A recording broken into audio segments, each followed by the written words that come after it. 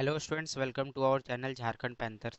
तो आज हम लोग कवर करने वाले हैं लेक्चर नंबर 5। ठीक है, लेक्चर नंबर 5 में हम लोग जो टॉपिक देखने वाले हैं वो न्यूमेरिकल और इम्पोर्टेंट फार्मूला। जो कल मैंने आपको बताया था इम्पोर्टेंट फार्मूला, उस पर हम लोगों ने कल न्यूमेरिकल्स नहीं किया था, तो आज हम लोग उस पर न्यूमेरिकल करेंगे। फिर हम लोग देखेंगे कि एब्सोल्यूट परमिटिविटी या फिर परमिटिविटी का डेफिनेशन और ये क्या होता है उसके बारे में देखेंगे। फिर देखेंगे कि vector form of Coulomb's law क्या होता है। फिर force due to multiple charge.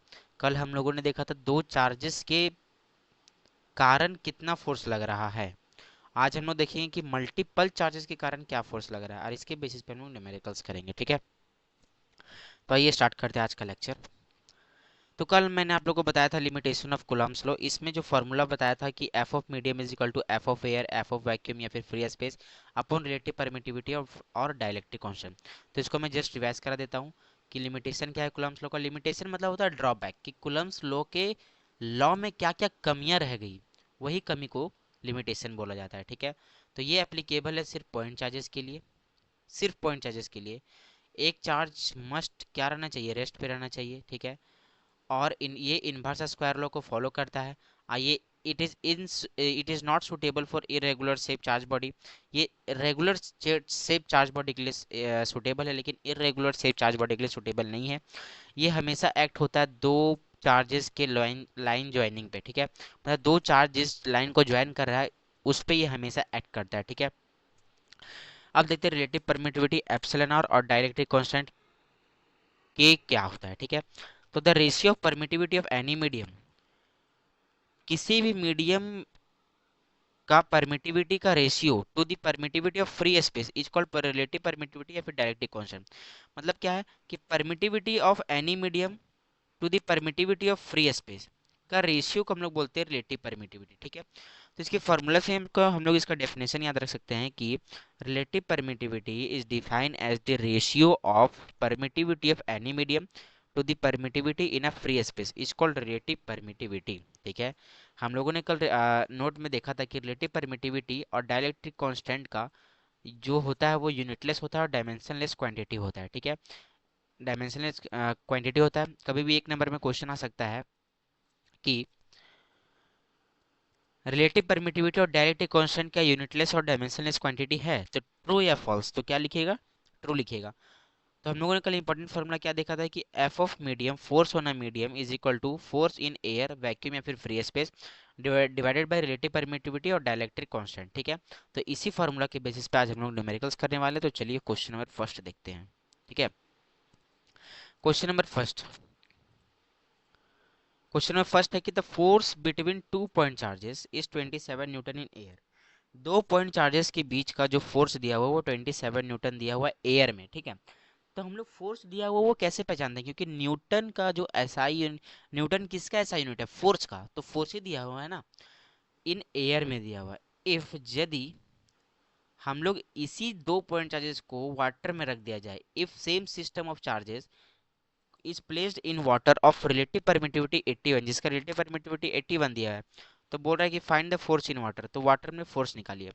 तो इसको सॉल्व करने का तरीका क्या है कि न्यूमेरिकल को सॉल्व करने का पहले हम लोग गिवन लिखते हैं। गिवन क्या है कि F of air, force in air दिया हुआ है 27 न्यूटन, 27 न्यूटन दिया हुआ है। एप्सिलॉन आर 81 दिया हुआ है और एफ ऑफ वाटर निकालने बोल रहा है, मतलब वाटर क्या मीडियम है। तो हम लोग कल फॉर्मूला क्या देखे थे कि F of medium is equal to F of air vacuum में या फिर फ्री स्पेस में अब डिवाइडेड बाय एप्सिलॉन आर और के। एयर की जगह वैक्यूम हो सकता है या फिर फ्री स्पेस हो सकता है। तो एफ ऑफ एयर हम लोग को दिया 27 और रिलेटिव परमिटिविटी दिया हुआ है 81। ठीक है ना, 81 दिया हुआ है। तो जब इसको डिवाइड करते हैं तो 1/3 न्यूटन आता है। तो एफ ऑफ वाटर मतलब फोर्स इन वाटर 0.33 न्यूटन इसका आंसर आ जाता है। क्लियर, समझ में आ गया ये न्यूमेरिकल्स। अब एक न्यूमेरिकल और करते हैं इसी के बेस पे। ठीक है, क्या बोल रहा है कि the force on a charge of to point charge 20 Newton दिया हो, मतलब फोर्स एफ ऑफ एयर दिया है, इसमें वैक्यूम या फिर फ्री स्पेस हो सकता है। If same system is placed in water of relative permittivity 40, relative permittivity 40 दिया है, फोर्स इन एयर दिया हुआ है, क्या आप वाटर में नहीं निकाल सकते? फोर्स निकाल सकते हैं। हम लोग को फॉर्मूला पता है कि F of medium is equal to force in air vacuum या फिर free space divided by epsilon और आर के। देखिए वाटर की जगह जो है, वाटर एक मीडियम है तो हम लोग मीडियम को चेंज कर सकते हैं।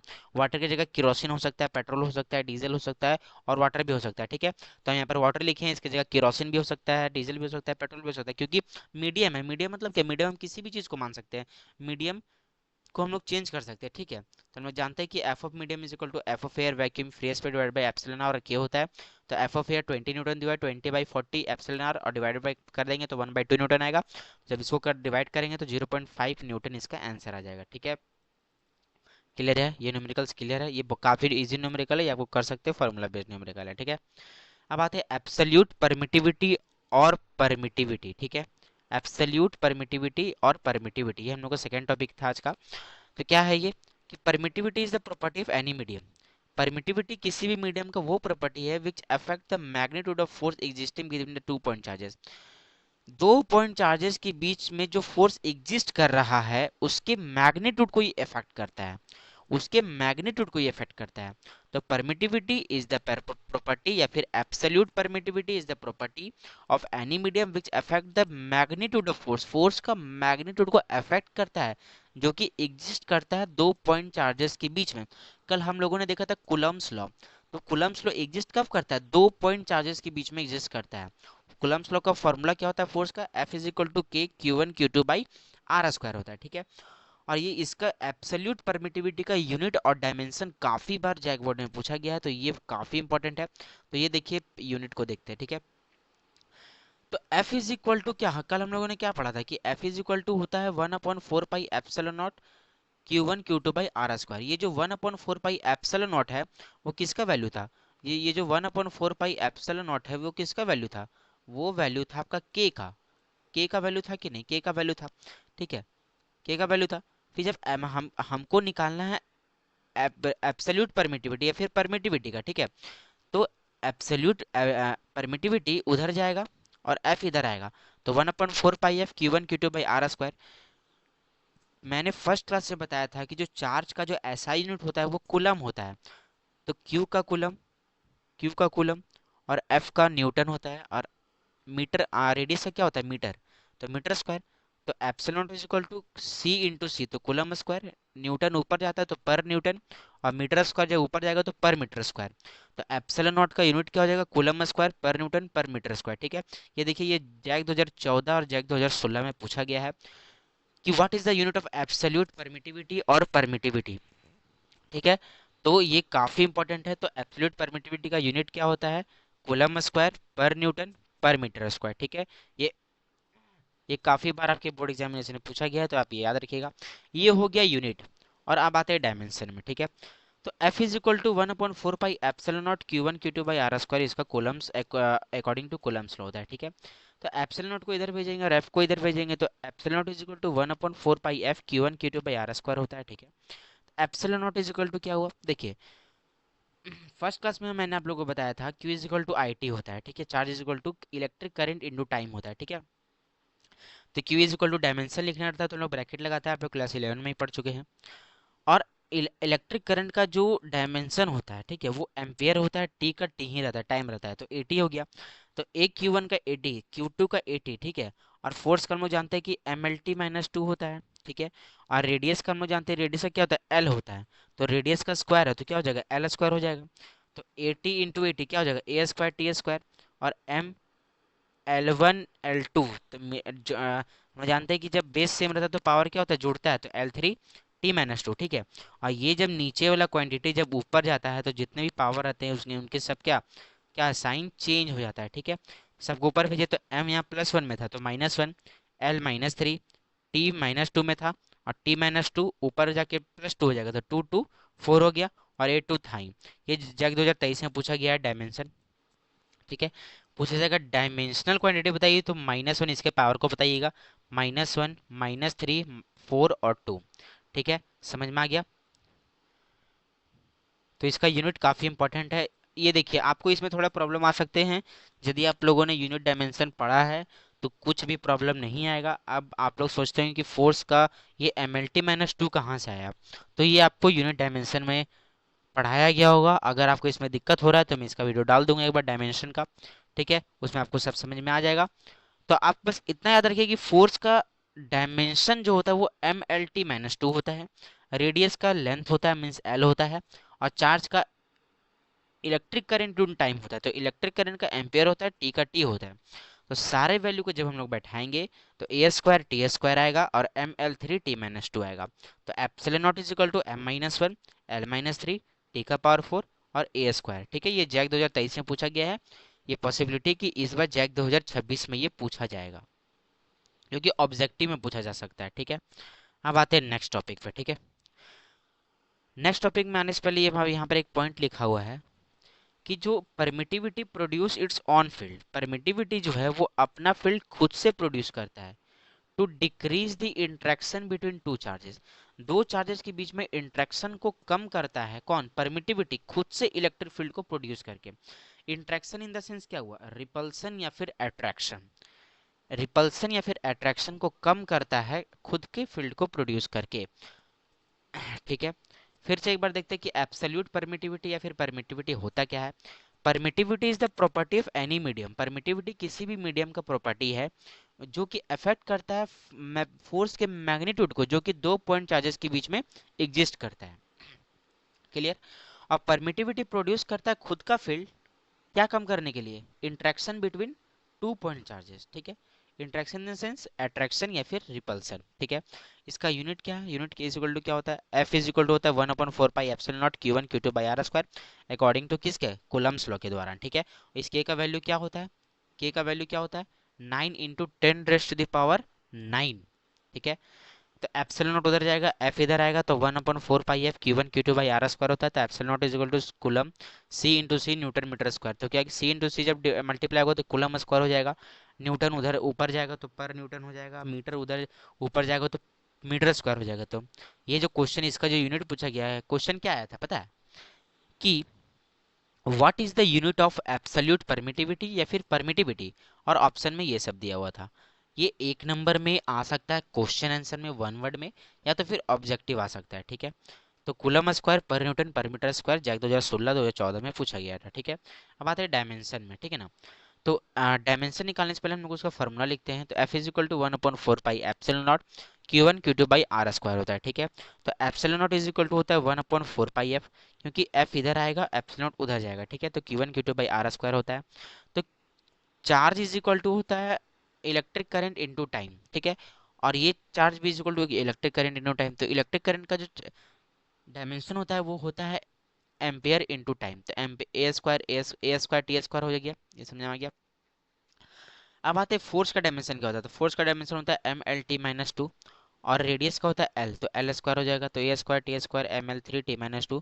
तो जब भी हम लोग जानते हैं कि जब भी डेनोमिनेटर ऊपर जाता है न्यूमरेटर के पास, तो उसका पावर में नेगेटिव लग जाता है। ठीक है, तो इसका पावर 1 है, तो M-1 L-3 और T-2 ऊपर जाएगा तो +2, तो T2 + 2 क्या हो जाएगा? 4, तो T⁴ A⁴2 डायमेंशन हो गया। जैक 2023 में ये क्वेश्चन आ चुका है। और डायमेंशनल क्वांटिटी पूछा जाता है तो -1 -3 4 और 2 होता है। ठीक है, क्लियर? अब आते हैं नेक्स्ट टॉपिक पे।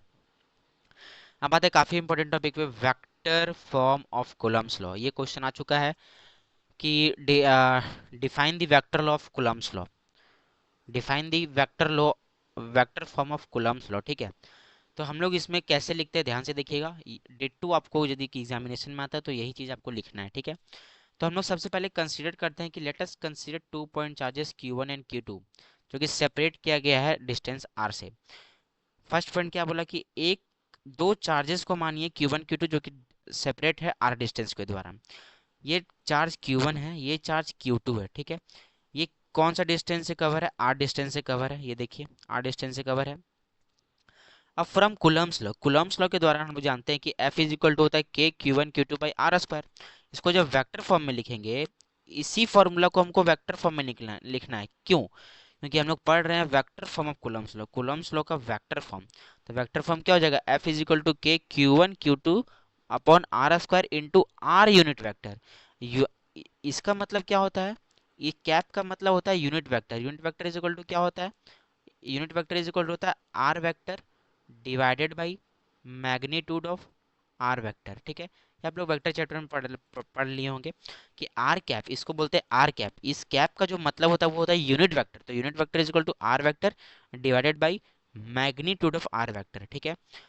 अब देखिए ये समझ में आ गया vector form of Coulomb's law कैसे लिखते हैं। F is equal to K Q one Q two by R square, और आर कैप को आप लोग इस तरह लिख सकते हैं, R vector divided by R का मैग्नीट्यूड, ठीक है।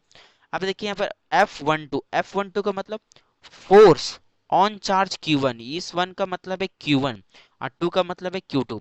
तो force on charge Q1 due to Q2, ये जो फोर्स, ये देखिए जो F12 है, F12 में क्या बोलता है कि force on charge Q1, Q1 में लगने वाला फोर्स, Q1 में लगने वाला फोर्स किसके किसके कारण, किसके कारण, Q2 के कारण, ड्यू टू Q2। Q2 जो है वो F1 Q1 में जो फोर्स लगाया, तो F1 मतलब force on Q1 due to किसके लिए, Q2, टू मतलब Q2, ठीक है। अब F21 मतलब क्या हो गया, फोर्स ऑन चार्ज Q2, ये नंबर पहले रहेगा तो Q2 ड्यू टू Q1। तो Q1 के द्वारा, Q1 के कारण जो Q2 पे फोर्स लगा, तो उसको हम लोग बोलते हैं F21। F21 ये समझ में आ गया। अब F12 का बात करते हैं हम लोग, तो 1/4 pi epsilon naught Q1 Q2 by R square into R of unit vector. आर ये Q1 Q2 by R square है, तो आर किसका स्क्वायर, तो 1 2 का हम लोग ले रहे हैं, 1 2। यहाँ देखिए फोर्स ऑन 1 2 ले रहे हैं, तो आर भी 1 2 का लेंगे, ठीक है। तो F of 1 2 is equal to minus of F of 2 1। तो हियर एफ ऑफ 1 2 जो है, force on charge Q1 due to charge Q2 is the force exerted by Q1 on Q2, Q1 on Q2, Q2 पे लगने वाला, और F21 जो है वो force exerted on Q2 on Q1, Q2 पे लगने वाला फोर्स किसके कारण, Q1 के कारण, ठीक है। अब देखते हैं कि कूलम्ब्स लॉ जो होल्ड्स करता है stationary charge only, stationary charge मतलब रुका हुआ चार्ज को, ठीक है, विच आर पॉइंट साइज, जो कि क्या होता है, पॉइंट साइज होता है, मतलब छोटा साइज होता है, ठीक है। और कूलम्ब्स लॉ कल हम लोगों ने इसका प्रॉपर्टी में ही देखा था कि कूलम्ब्स लॉ जो होता है वो न्यूटन थर्ड लॉ को फॉलो करता है। देखिए न्यूटन थर्ड लॉ का मतलब क्या होता है कि every action there is an equal and opposite reaction, ठीक है। इसका मतलब क्या हुआ कि जो फोर्स जो Q1 पे लगा किसके कारण, Q2 के कारण, वो इक्वल होता है फोर्स ऑन Q2 किसके कारण, Q1 के कारण। यहाँ नेगेटिव साइन क्यों लगता है, क्योंकि वो रिएक्शन हुआ, F12 में एक्शन हुआ इज इक्वल टू F21 में रिएक्शन हुआ। हम लोगों ने जब भी हम लोग बॉल समझ लिए, सपोज कीजिए कि एक बॉल लिए, दीवार पे उसको मारते हैं, ठीक है। तो दीवार पे उसको मारते हैं तो वापस वो मेरे पास आता है, तो हम एक्शन किया, वो रिएक्शन किया। हम लोगों ने दीवार पे बॉल मारा, बॉल फिर हम लोग को वापस बॉल दे दिया, मतलब every action there is an equal and opposite reaction, ठीक है। ये यदि नहीं होता, तो यदि हम बॉल मारते तो दिवाली पास वो बॉल रह जाता, नीचे गिर जाता, लेकिन नहीं, वो हम लोगों के पास नहीं आता है, ठीक है। अब सपोज कीजिए कि आप सपोज दैट अपने हाथ से दीवार पे मारते हैं, तो चोट आपको ज्यादा लगता है, क्यों, क्योंकि आपने एक्शन किया, जो दीवार है वो रिएक्शन किया, ठीक है। रिएक्शन मतलब वो अपना फोर्स लगाया, आपने अपना फोर्स लगाया, तो आपका फोर्स काफी कम है दीवार के फोर्स से, इसलिए आपको ज्यादा चोट लगा, ठीक है। इसलिए नेगेटिव हुआ, मतलब आप जो दीवार पे मार रहे हैं ना वो पॉजिटिव है, और जो दीवार आपको फोर्स लगाया वो नेगेटिव हुआ, ठीक है। क्यों, क्योंकि every action there is an equal and opposite reaction, ठीक है। अब आइए, force on a charge particle due to a number of point charge is the resultant of force due to the individual point charge.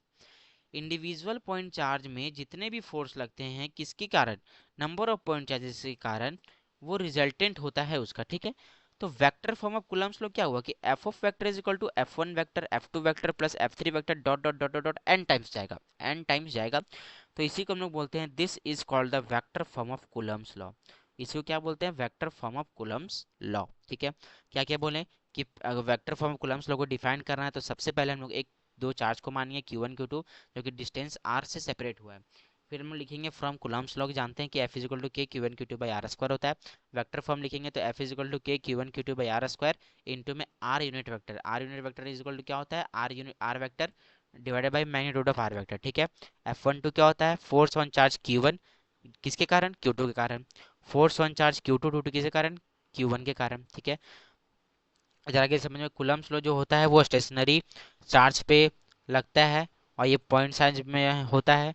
ये Newton third law को follow करता है, F12 is equal to minus of F21। जब भी आप इसको define करेंगे ये पॉइंट आपको जरूर से जरूर लिखना है, F12 is equal to minus of F21, ठीक है। फिर जब वेक्टर फॉर्म को हम कूलम्ब्स लॉ कैसे लिखते हैं कि F of vector is equal to F one vector plus F two vector plus F three vector dot dot dot n times, ठीक है। इसी को हम लोग बोलते हैं vector form of Coulomb's law. ये काफी इंपॉर्टेंट है, ये आपके एग्जामिनेशन में आ सकता है, तो आप इसको एक बार लिख कर प्रैक्टिस कर सकते हैं, ठीक है। अब आते हैं force due to multiple charges. Force due to multiple charges क्या है?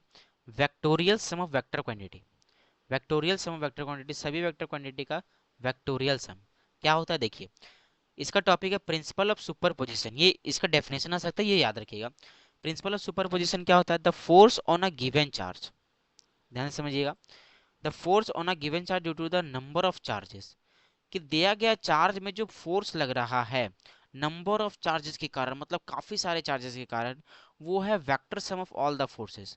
उसको क्या करते हैं हम लोग? वेक्टर सम करते हैं सभी फोर्सेस का गिवन चार्ज में, दिया हुआ चार्ज मीन्स ये चार्ज में, due to a number of charges taking at a one time, जो एक ही समय में सभी चार्जेस को फोर्स लगाए, ठीक है। उसी को हम लोग बोलते हैं प्रिंसिपल ऑफ सुपरपोजिशन। सिंपल समझिए कि गिवन चार्ज में मल्टीपल चार्जेस के दौरान जो फोर्स लगता है उसको हम लोग बोलते हैं प्रिंसिपल ऑफ सुपरपोजिशन।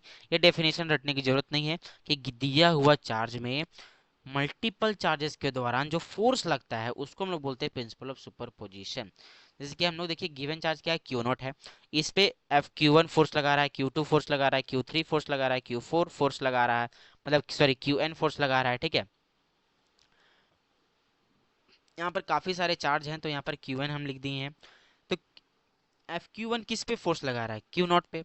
तो F force on charge Q naught due to Q one, Q naught पे क्यू वन के कारण।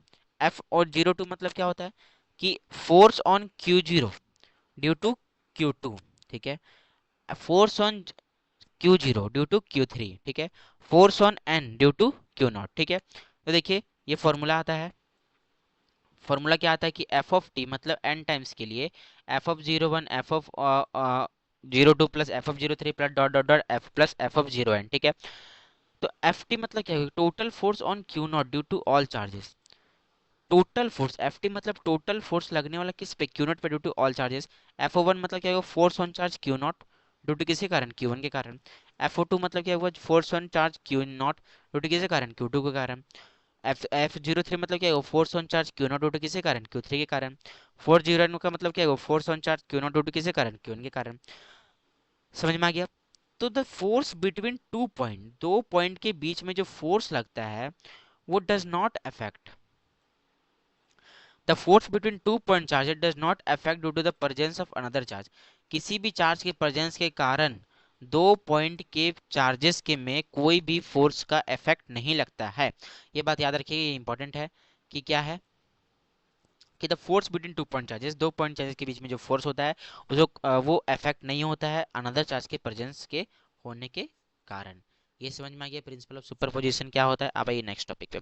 अब देखिए न्यूमेरिकल्स, काफी इंपॉर्टेंट न्यूमेरिकल्स है, ये आपके बोर्ड में आएगा ही आएगा, ये इंपॉर्टेंट है, काफी इंपॉर्टेंट है। क्वेश्चन देखिए, क्वेश्चन क्या है कि there are two charges equal magnitude, दो चार्जेस है जिसका इक्वल मैग्नीट्यूड है, जो कि सेपरेट है डिस्टेंस आर से। डिस्टेंस क्या? सेपरेट डिस्टेंस है आर से, और वो फोर्स एफ लगा रहा है to each other, to each other एक दूसरे पे, ठीक है। If charge are double and distance become half then new force will be, ध्यान से समझिएगा कि दो पॉइंट चार्जेस के बीच में इक्वल मैग्नीट्यूड है जो कि सेपरेट हुआ है डिस्टेंस आर पे, और फोर्स लगा रहा है एफ एक दूसरे पे। तो यदि हम लोग चार्ज को डबल कर दें और डिस्टेंस को हाफ कर दे तो न्यू फोर्स क्या होगा? फोर्स, जब भी फोर्स आई इलेक्ट्रोस्टैटिक चैप्टर में तो एक ही फॉर्मूला याद रखिएगा, कूलम्ब्स फोर्स, जो कि होता है F is equal to K Q one Q two by R square. तो केस वन में आप लोग देखिए, केस वन में बोला है कि दो चार्जेस है इक्वल मैग्नीट्यूड का जो सेपरेटेड डिस्टेंस आर से और फोर्स एफ लगा रहा है, ये हो गया केस वन। यहाँ तक क्या हो गया? केस वन हो गया। तो केस वन में क्या है कि इक्वल चार्ज है तो क्यू वन बराबर क्यू हो गया, क्यू टू बराबर क्यू हो गया, और आर डिस्टेंस से सेपरेटेड है तो एफ फोर्स लग रहा है, एक्सर्टेड फोर्स एफ लिखा था। एफ इज इक्वल टू होता है K Q one Q two by R square, जानते हैं, समझ में आ गया। तो F is equal to Q one क्या है? क्यू है, क्यू टू क्या है? क्यू है, और आर स्क्वायर होता है। तो F is equal to K Q square by R square, ये केस वन के लिए फोर्स आया, ठीक है। केस टू में क्या बोल रहा है कि यदि चार्ज को हम लोग डबल कर दे मीन्स Q1 को इज इक्वल टू क्यू कर दे, Q2 को भी टू क्यू कर दे, और डिस्टेंस को हाफ कर दे मीन्स R को R बाई टू कर दे, तो बताइए नया फोर्स क्या होगा? तो F2 इज इक्वल टू क्या हो जाएगा? K Q1 Q2 by R square. F2 is equal to K Q1 की जगह टू क्यू, Q2 की जगह टू क्यू, और आर की जगह आर बाई टू का होल स्क्वायर, तो K into two Q into two Q क्या हो जाएगा, फोर क्यू स्क्वायर, और आर बाई टू का होल स्क्वायर क्या होगा, आर स्क्वायर बाई फोर, ठीक है। तो F two is equal to four ऊपर चला जाएगा, तो sixteen K Q square by R square क्या होता है, एफ होता है, तो F is equal to sixteen F. तो F two is equal to क्या है, सिक्सटीन एफ, मतलब जो न्यू फोर्स है वो सिक्सटीन एफ के इक्वल लगेगा, तो इसका आंसर क्या हो जाएगा, सिक्सटीन एफ। आइए दूसरे क्वेश्चन में, सेम है, कोई दिक्कत वाली बात नहीं है। दो पॉइंट चार्ज है इक्वल मैग्नीट्यूड का, सेम डिस्टेंस आर पे है, फोर्स एक्सर्ट कर रहा है एफ एक दूसरे पे, ठीक है। यदि चार्ज को इस बार हाफ कर रहा है, डिस्टेंस को डबल कर रहा है, चार्ज को हाफ कर रहा है, डिस्टेंस को डबल कर रहा है, इसमें क्या था कि चार्ज को डबल किया था, डिस्टेंस को हाफ किया था, इसमें चार्ज को हाफ कर रहा है और डिस्टेंस को डबल कर रहा है। तो केस वन में कुछ नहीं करना है कि दोनों चार्ज का इक्वल मैग्नीट्यूड है, सेपरेटेड डिस्टेंस आर से, फोर्स एक्सर्ट्स एफ है, एज इट इज आप लोग बनाइएगा, इसी तरह को नंबर मिल जाएगा। Q one equal to Q है, Q two is equal to Q है, तो F is equal to K Q one Q two by R square होता है, तो F is equal to Q one Q है, क्यू टू क्यू है, तो F is equal to K Q by R square होता है, ठीक है। केस टू में देखिए, केस टू में क्या बोल रहा है कि चार्ज को हाफ कर दिए, चार्ज को क्या कर दिया, हाफ कर दिया, हाफ का मतलब यदि चार्ज क्यू है तो उसको हाफ कर दिया, तो क्या हो गया, क्यू बाई टू, और डिस्टेंस को डबल कर दिया, मीन्स यदि आर है तो वो टू आर हो जाएगा, क्या हो जाएगा, टू आर। केस टू में चार्ज को हाफ कर दिए और डिस्टेंस को डबल कर दिए, तो क्या हो जाएगा, F two is equal to K Q one Q two by R square, F two is equal to K into Q जो है वो Q by two into Q by two, upon में डिस्टेंस का डबल कर दिए, तो टू आर स्क्वायर हो जाएगा।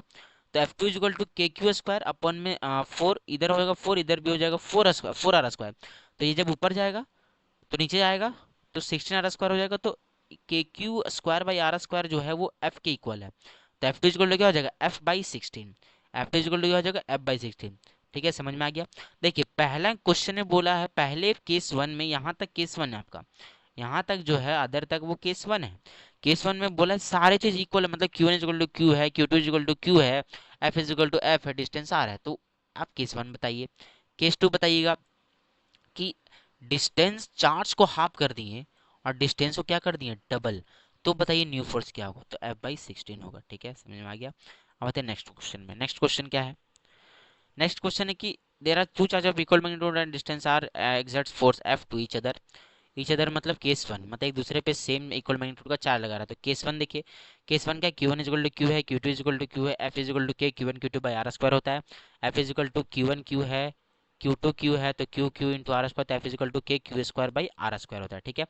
केस टू देखिए, केस टू में क्या बोलता है कि चार्ज को डबल कर दिए, डिस्टेंस को भी डबल कर दिए, इस बार क्या हो गया कि चार्ज को Q one is equal to two Q कर दिए, Q two is equal to two Q कर दिए, और डिस्टेंस को भी बढ़ा दिए, डिस्टेंस को भी डबल कर दिए, मतलब इस बार चार्ज भी डबल हो गया और डिस्टेंस भी डबल हो गया, तो एफ टी इजकल टू क्या हो गया, K Q one Q two by R square, Q one का वैल्यू टू क्यू है पुट कीजिए, क्यू टू का वैल्यू टू क्यू है पुट कीजिए, आर का वैल्यू टू आर है पुट कीजिए, टू आर स्क्वायर हो जाएगा, F two is equal to K two Q into two Q four Q square हो जाएगा, टू आर का स्क्वायर क्या हो जाएगा, फोर आर का स्क्वायर, तो F two equal to four by four K Q square by R square, तो F two equal to four four cut जाएगा, K Q square by R square, तो ये किसको इक्वल था according to with the help of case one के द्वारा, तो ये एफ टू इक्वल टू किसके इक्वल हो गया, एफ वन के, क्योंकि एफ वन का वैल्यू क्या है, K Q square by R square, तो F two equal to F हो गया, समझ में आ गया। ये न्यूमेरिकल्स काफ़ी इंपॉर्टेंट है, ये तीनों न्यूमेरिकल्स आप एक बार खुद से प्रैक्टिस कीजिएगा तो आपको बढ़िया से समझ में आएगा। अब आते हैं force due to multiple charges, multiple charges के दौरान फोर्स क्या हो पे क्या क्या लगता है। पहला देते रिजल्टेंट, आज यदि रिजल्टेंट आर ए भी है, एक वेक्टर ए है, पॉइंट ओ है, ये सपोज कीजिए पॉइंट ओ है, इसे वेक्टर ए लग रहा है, वेक्टर बी लग रहा है, तो दोनों का रिजल्ट इसके बीच से पार होता है, ये पूरा एंगल थीटा है और ये एंगल अल्फा है, ठीक है। तो रिजल्टेंट क्या होता है, रिजल्टेंट वेक्टर क्या होता है, under root of A square plus B square plus two A B cos theta, ठीक है। कोई पूछे कि रिजल्टेंट के रिजल्टेंट का मैग्नीट्यूड क्या होता है, तो under root of A square plus B square plus two A B cos theta. Suppose कीजिए कि resultant vector is equal to, resultant force is equal to होता है F one plus F two है, तो रिजल्टेंट फोर्स इक्वल टू क्या हो जाएगा, under root of F one plus F one का स्क्वायर प्लस एफ टू का square plus two F two cos theta, ठीक है। इधर गया आपका एफ वन, इधर गया आपका एफ टू, इधर गया रिजल्टेंट फोर्स, ठीक है, जो कि थीटा एंगल पे है। यहाँ पर वेयर करके हम लोग लिखेंगे कि एफ आर जो है वो रिजल्टेंट फोर्स है, F magnitude of F R जो है मैग्नीट्यूड ऑफ रिजल्टेंट फोर्स है। देखिए क्यू वन पॉजिटिव है, क्यू टू नेगेटिव है, तो एक दूसरे क्या करेगा, अट्रैक्ट करेगा, क्यों हम लोग देखे थे प्रॉपर्टीज ऑफ चार्ज में कि unlike charge attract to each other, तो F one two F two one मतलब force on charge Q one due to Q two, F two one मतलब force on charge Q two due to Q one. अब ये एक case है square या फिर rectangle का, एक स्क्वायर लेते हैं, ठीक है, जिसमें चारों पॉइंट में सेम सेम चार्ज रखते हैं, means plus Q plus Q plus Q plus Q, ठीक है। ये पॉइंट देते हैं 1 2 3 4। ये सेंटर है, ये क्या है, सेंटर है। तो सेंटर पे इसमें ये मानिए ये ओ पॉइंट है, ठीक है, जीरो है। तो ये पॉजिटिव है, ये भी पॉजिटिव है, ठीक है। ये क्या है, इसको ये इधर अट्रैक्ट कर रहा है, ये इधर अट्रैक्ट कर रहा है, ठीक है। तो FO1 FO2 FO3 FO4, चारों का चारों फोर्स जो है वो सेंटर पे क्या कर रहा है, फोर्स लगा रहा है। तो बोल रहा है कि find F net and at centre of square. Centre of square पे एफ नेट निकालिए, मतलब टोटल फोर्स निकालिए। तो एफ नोट क्या हो जाएगा, जीरो, क्योंकि डी भी इस सेंटर पे फोर्स लगा रहा है, बी भी सेंटर पे फोर्स लगा रहा है, ये एक दूसरे को कैंसिल कर देगा, ये एक दूसरे को कैंसिल कर देगा। ए पॉइंट सी को कैंसिल करेगा, बी पॉइंट डी को कैंसिल करेगा, ठीक है, ठीक है ना। ए पॉइंट जो है वो सी को कैंसिल करेगा और बी पॉइंट डी को कैंसिल करेगा, ठीक है। तो एफ नेट इज जीरो हो गया। तो F01 जो है वो F03 को कैंसिल कर रहा है, और F04 जो है वो F02 को कैंसिल कर रहा है। तो इसलिए इस स्क्वायर का जो नेट फोर्स होगा वो जीरो हो जाएगा, क्योंकि सभी point charge, corner point charge एक दूसरे को क्या कर रहे हैं, कैंसिल कर रहे हैं। अब दूसरा पॉइंट, इसमें क्या था कि सभी पॉइंट में, चारों पॉइंट में सेम सेम चार्ज रखे थे, plus Q plus Q plus Q plus Q. इसमें क्या है, ए पॉइंट पे प्लस क्यू चार्ज रखते हैं, बी पॉइंट पे माइनस क्यू, सी पॉइंट पे प्लस क्यू, डी पॉइंट पे माइनस क्यू, ठीक है। तो इसमें भी पूछ रहा है कि एफ नेट सेंटर में क्या होगा, तो इसमें भी क्या होगा, जीरो होगा, क्योंकि F01 जो है वो F03 को कैंसिल कर रहा है। हम लोग देखें कि F01 F03 को कैंसिल कर रहा है, और F04 जो है वो FO02 को कैंसिल कर रहा है। ये इधर जा रहा है, ये इधर जा रहा है, क्योंकि नेगेटिव नेगेटिव सेम चार्ज क्या होता है, रिपेल करता है, और अनलाइक चार्ज क्या होता है, अट्रैक्ट करता है। तो ये क्या हो रहा है, रिपेल कर रहा है, तो ये एक दूसरे को कैंसिल कर देगा, ठीक है। तो इसमें एफ नेट क्या हो जाएगा, F01 कैंसिल करेगा F03 को, और F02 किसको कैंसिल करेगा, F04 को। समझ में आ गया। अब इसके बेसिस पे न्यूमेरिकल न्यूमेरिकल देखिए। न्यूमेरिकल क्या है कि there are three charges Q1 Q2 Q3। तीन चार्ज है Q1 Q2 Q3, each of them plus q are placed at the vertices of equilateral triangle of side A। कि तीन charge दिया हुआ है Q1 Q2 Q3, सभी के पास plus Q charge है जो कि प्लेस्ड है vertices of equilateral triangle of side A. Equilateral triangle के वर्टिसेस मतलब कोनों में रखा गया है प्लस Q चार्ज को, जिसके साइड ए है। बोल रहा है find net force at any one of the charges due to the remaining charges, मतलब दोनों किसी एक चार्ज पे फोर्स निकालिए, रिमेनिंग द अदर चार्जेस, मतलब तीन चार्ज है, सपोज दैट हम लोग Q3 पे निकालते हैं तो Q1 Q2 बच जाएगा ना, तो बस वही बोल रहा है। तो एक ट्रायंगल लेते हैं, इक्विलेटरल ट्रायंगल, एक इक्विलेटरल ट्रायंगल लेते हैं, इक्विलेटरल ट्रायंगल लेते हैं, ठीक है। इक्विलेटरल ट्रायंगल में क्या होता है, सभी ईच डिग्री 60 डिग्री होता है, और सभी का साइड इक्वल होता है, तो ए। तो Q1 पे Q रख दिया, Q2 पे Q रख दिया, Q3 पे Q रख दिया, ठीक है। Q3 पे क्या रख दिया, Q3 रख दिया। तो ये पॉइंट क्या है, Q2 है। तो Q2 के दौरान इधर फोर्स आएगा, Q1 के दौरान इधर फोर्स आएगा, ठीक है। और जो रिजल्टेंट फोर्स जाएगा वो बीचों बीच जाएगा, ये आप देखिए, F32 F31 F213, ठीक है, ठीक है। तो F32 in the sense force on charge Q3 due to Q1। Q3 पे Q2 के कारण कितना फोर्स लग रहा है, तो फोर्स मैंने कहा था जब भी आया तो Coulomb's law, F32 is equal to K Q3, three क्या बोले थे हम लोग, चार्ज होता है, ट्यू भी क्या है, Q3 Q2 है, तो एफ के Q3 Q2 by R square. तो F3 is equal to Q3 is equal to Q है, Q2 इज इक्वल टू भी Q है, तो K Q square by R square होना चाहिए। लेकिन यहाँ पर रेडियस इज इक्वल टू क्या दिया, साइड ए दिया हुआ है, तो ए स्क्वायर हो गया। और F31 मतलब force on charge three Q3 due to Q1, तो Q3 इंटू Q1 अपन में आर स्क्वायर, तो F31 is equal to K Q square by R square. तो हमको बोला रिजल्टेंट फोर्स निकाल, रिजल्टेंट फोर्स का फॉर्मूला क्या है, क्या बताया मैंने कि A square plus B square plus 2AB cos theta, 2AB cos theta. तो F31 का स्क्वायर प्लस F32 का square plus 2F32 2F31 into cos theta, क्योंकि F31 को आप A मानिए, F32 को आप B मानिए, ठीक है। तो F32 F31 is equal to F मान लीजिए, F इज इक्वल टू क्या है, K Q square by A square. तो इसको F माने, F square plus F square plus 2F square cos 60 degree. तो F square plus F square 2F square plus 2F square, इसके लिए cos 60 degree कितना होता है, 1/2, तो 2 से 2 कट जाएगा, तो 2F square plus F square कितना हो गया, 3f² एंड तो ए का स्क्वायर से ए स्क्वायर कटेगा तो क्या हो जाएगा √3f, और f का वैल्यू क्या है KQ²/r²। तो √3 KQ²/r² किसके इक्वल होता है f के, तो √3f हम लोग लिख सकते हैं। ये क्या आ गया रिजल्टेंट फोर्स आ गया, क्या आ गया रिजल्टेंट फोर्स आ गया। ये क्वेश्चन हमेशा रिपीट होता है कि find the net force at any one of the charge due to the remaining charge. आप Q2 पे भी निकाल सकते हैं, Q1 पे भी निकाल सकते हैं, सेम आएगा। बस चार्ज का जो एक्ट हो रहा है ना किसके कारण वो चेंज हो जाएगा, बाकी आंसर आपका सेम आने वाला है तीनों साइड से। ठीक है, ठीक है ना। अब आते हैं नेक्स्ट। तो आज के लिए बस इतना ही। जितना भी हम लोगों ने टारगेट लेके आया था आज, कि आज हम लोगों ने ये पढ़ना था। न्यूमेरिकल और इंपॉर्टेंट फार्मूला किए हैं, एब्सोल्यूट परमिटिविटी और परमिटिविटी किए हैं, vector form of Coulomb's law किए, force due to multiple charge किए, फिर उसका न्यूमेरिकल्स देखे। ठीक है, तो एक बार आप लोग इसको कॉपी में जरूर नोट डाउन कीजिएगा, क्योंकि ये बहुत ही इंपॉर्टेंट है। इसका नोट्स मैं अवेलेबल करवा दूंगा टेलीग्राम पे, या फिर डिस्क्रिप्शन पे इसका लिंक डाल दूंगा। ये सारी चीज़ इंपॉर्टेंट है, ये न्यूमेरिकल काफ़ी इंपॉर्टेंट है, ये आप इसको देख लीजिएगा। अगले वीडियो में मैं इसको फिर से दोबारा रिपीट करूंगा। तो आज के लिए बस इतना ही। यदि वीडियो पसंद आए तो like and subscribe my channel. Thank you.